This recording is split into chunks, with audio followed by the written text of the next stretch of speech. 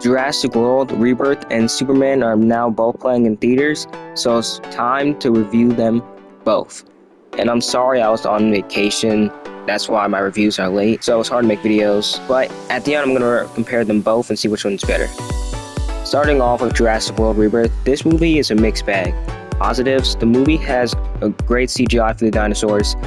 The dinosaurs look beautiful and way better than the previous movies. Some of the characters are cool, such as Duncan and Jonathan Bailey's character, and even the family. I know a lot of people hate these characters for some reason, but I like them. They're very funny characters. The horror elements are back, and plenty of times in the movie my heart was racing, and I was on the edge of my seat, but that's the end of the positives for me, honestly. I thought the story was super simple, and some of the acting was very bland, like for Zora Bennett, and I wish Scarlett Johansson gets a better script next time. And the way it introduced the backstories of these characters were very weird. The dinosaurs should have more screen time too, mostly the D-Rex. The movie starts off boring and ending was very weird and very odd, but I do like the movie. I was just a little disappointed. I just hope they don't run this franchise into the ground like Transformers. The best Jurassic World project will always be Chaos Theory, at least in my eyes. Now on to Superman. Boy oh boy. If I describe this movie in one sentence, it feels like watching an episode of Justice League or Superman the Animated Series. I mean, that in the best way possible. James Gunn has reminded us what comic book movies should be. These movies should make you feel like these characters are in our world. They should make you feel like we're in their world.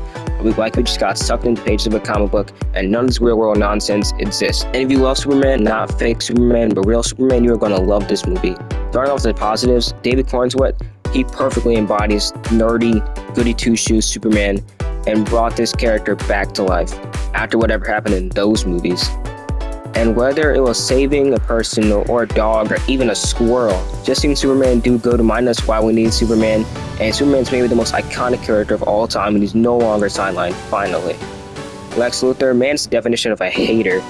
He is up there with Thawne. He also might be the best rendition of Lex Luthor we've gotten, aside from Michael Rosenbaum's Lex Luthor, because everything he did was just because he hates Superman. Some other characters were awesome in there. Mr. Terrific, I hope it gets a solo project, and I would love to see a Terrific's movie. Guy Gardner, I did not think I was going to like Guy Gardner first, because I never liked Guy Gardner, but I actually liked him in this movie, and I can't wait to see him back in Lanterns.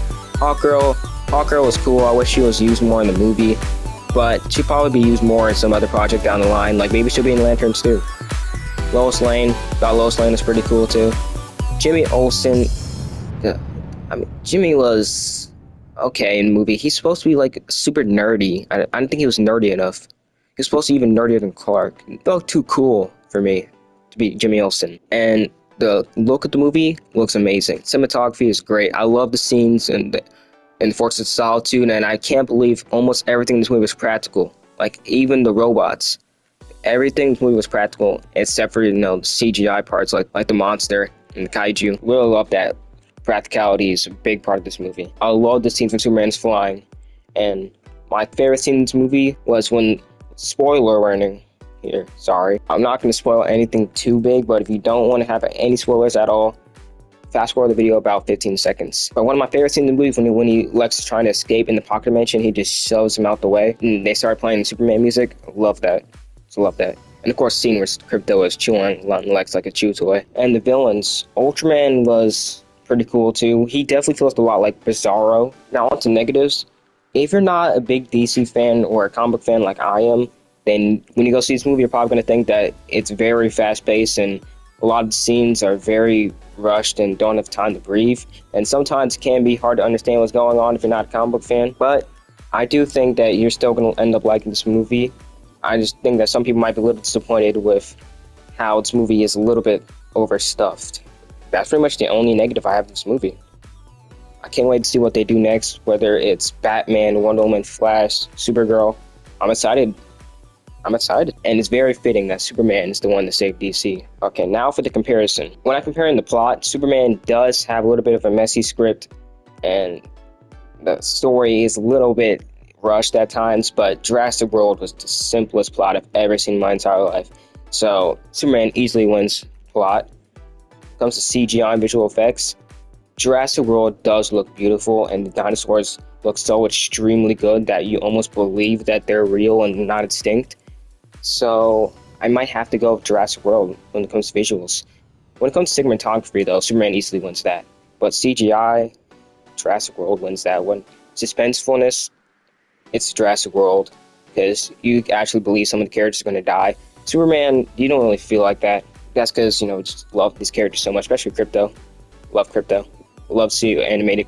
I think Crypto is getting his own solo project. Can't wait for that. Comedy goes to Superman. Jurassic World does have some funny parts to it, but Superman has the James Gunn humor that is good, but it's not, MCU humor. It's actually funny humor that actually works with the plot. And characters easily goes to Superman. So Superman has characters, story, and comedy. Jurassic World has suspense and CGI. So Superman wins 3-2. If you love comic books and you love Superman and can't wait to see DC come back, then I would definitely recommend you go see Superman. But if you're a Zack Snyder fan, just don't go see Superman unless you're willing to give it a chance.